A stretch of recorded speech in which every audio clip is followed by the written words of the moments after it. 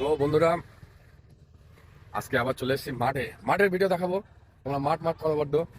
মাঠে আজকের প্রিপারেশনের শিডিউল যদি জিজ্ঞেস করো, আমি বলবো যে আজকে প্রথমে একটু ওয়ার্ম আপ করবো। ওয়ার্ম আপ করার পরে একটু সিঁড়ি করব। এই যে পেছনে সিঁড়ি আছে, তো সিঁড়িতে আসলে আমি ওই অনেকে বলে যে পাহাড়ে উঠতে, পাহাড় থেকে নিচে নামতে, ওটা তো সম্ভব না, ওটা আমাদের এখানে পসিবল না। আর হ্যাঁ, এখানে আমাদের একটা ব্রিজ আছে, কিন্তু ব্রিজের রাস্তাটা খুব মানে সংকীর্ণ রাস্তা। তো তার জন্য কি হয়, প্রবলেম হয়ে যায় যে রাস্তাঘাটের এত পরিমাণে আর কি লরি চলে। তো সিঁড়ি করলে সেটার অনেকটা কার্যকর হয়ে যায়। এবার সিঁড়ি করার পরে তারপরে একটু রান করব, এটাই। আর তার থেকে বড় ব্যাপার হচ্ছে আগে একটু একটু ওয়ার্ম আপ করতে হবে। ওয়ার্ম আপ করবো, সঙ্গে একটু এক্সারসাইজ করে নেবো, তারপরে সিঁড়ি করব। সিঁড়ি বলতে মানে একটু টাফ টাফ সিঁড়ি, তো সেটা করব। তারপরে একটু 2 থেকে 2.5 কিলোমিটার একটু রান করব, এক্সারসাইজ করব, দেন বাড়ি যাব। এটা আপাতত প্ল্যান আছে। এখন একটু ওয়ার্ম আপ করে নেবো, তারপরে তোমাদেরকে দেখাচ্ছি যে কি সিঁড়ির ভিডিওটা। ওকে, আপাতত একটু দৌড়ে নি, ঠিক আছে? চলো টাটা। তো যারা মনে করছো যে না বয়স হয়ে গেছে আর রান করতে পারবো না, তো তাদের জন্য বলি এসবের কোনো বয়স নেই, সবটাই নিজের ইচ্ছের ওপরে। করলে করো, না করলে সেই কি বলবো, গাল গেজে লাভ নেই। তো এখন এই এরকম করে ওয়ার্ম আপটা হচ্ছে ফার্স্ট পাক, মানে 200 মিটার করে আমাদের এটা আছে। 1 কিলোমিটারের ইয়ে দেবো, ওয়ার্ম আপ করবো। দেন মানে যে সিঁড়ির এক্সারসাইজ আছে সেটা করবো। এখন এই যে আমাদের মাঠ, ছেলেপিলেরা খেলা করছে। 200 মিটারের যে পাক আছে, ওই যে পেছনে সিঁড়ি, ওটা কি করবো, ওয়ার্ম আপ করবো 1 কিলোমিটারের। ওকে, চলো। এখন আপাতত আমার ওয়ার্ম আপ কমপ্লিট।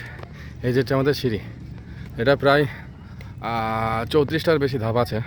তো এখানে থেকে শুরু up down up down up down up down up down up down করতে করতে গেলে অনেকটা এক্সারসাইজ কমপ্লিট হয়ে যাবে, আশা করা যায়। এই হচ্ছে আমাদের মাঠটা একটু চ্যালেঞ্জিং মাঠ আছে, মানে 200 মিটারের অ্যাকচুয়ালি বেশি। তো এখন একটা বন্ধু শুধু মাত্র মাঠে এসছে, ঠিকই আছে, এরকমই চাই। মানে জীবনে একা থাকতে থাকতে আমারটা অভ্যাস হয়ে গেছে যে বেশি লোক যেন আর কি পছন্দ হয় না।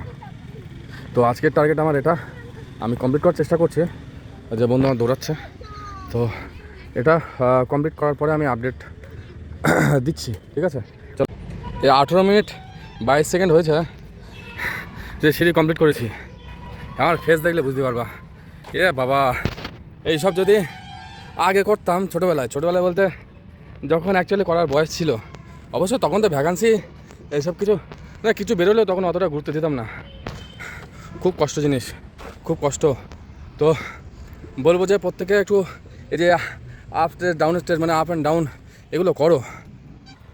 তো প্রথমে এসে এক্সারসাইজ করেছিলাম, মানে ওয়ার্ম আপ 1 কিলোমিটারের 5টা রাউন্ড মেরেছিলাম। মানে আমাদের এখানে যেহেতু 200 করে, তো 1 কিলোমিটার ওয়ার্ম আপ করেছিলাম, তারপরে সিঁড়ি করলাম। এখন একটু রান করবো, অ্যাটলিস্ট 10 থেকে 15 পাক। তারপরে রান করার পরে মিডিয়াম পেসে রান করার পরে তোমাদেরকে জানাবো। বাই। সো বন্ধুরা, সমস্ত রকম কাজকর্ম করে রানের এখন বাড়িতে ফিরলাম। এখন বাজে প্রায় 5:30 পৌনে 6টা মতন। তো একটু কষ্ট হয়েছে, কারণ আজকে সিঁড়িতে এই সমস্ত এক্সারসাইজ করতে গেলে একটু কষ্ট হয়। তারপরে চেষ্টা করেছিলাম যে একটুখানি বেশি রান দেওয়ার, কিন্তু একটা তো বয়স হয়েছে, সার্টেন এজের পরে তারপরে আর সম্ভব হয় না, সে যতই উইল পাওয়ার থাকুক। অন্তত আমাদের, মানে আমার তো হয় না। তো এখন পড়াশুনো করব, যতটা পারি চেষ্টা করব। মাঠে গেলেই একটা ওই এত নম্বর পেয়েছে, ও অত নম্বর পেয়েছে, এইসব শুনতে শুনতে আর ভালো লাগে না। মনে হয় যে মানে আমি ওদের থেকে প্রচণ্ড পিছিয়ে আছি। তো অনেকটা ইগনোর করার চেষ্টা করি। এখন অনেকটা হয়, আবার হয় না, এইসব নিয়ে চলতে হবে। তো চেষ্টা করছি আবার পড়াশুনো করার। এখন হয়, এখন হবে, না হলে কোনো দিন তো হবে। আমি আমারটা বেস্ট দিতে পারি, বাদ বাকি নসিবে যা আছে তাই হবে।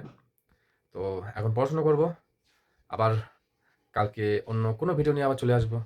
ততক্ষণের জন্য পিস আউট।